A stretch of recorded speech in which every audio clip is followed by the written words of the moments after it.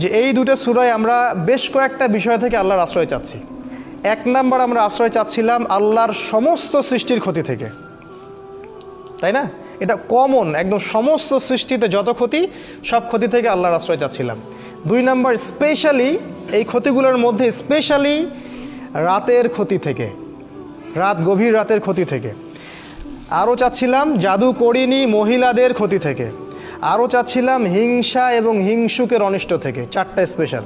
আর সূরা নাসে গিয়ে আরও আছে, সূরা নাসে একটা এক্সট্রা, সেটা হলো যে খন্নাস, হৃদয়ে ওয়াসওয়াসা দেয়, তার ক্ষতি থেকে। এই 5টা স্পেশাল জিনিস থেকে আল্লাহর আশ্রয় চাচ্ছি এই দুটো সূরায়। কিন্তু কেন?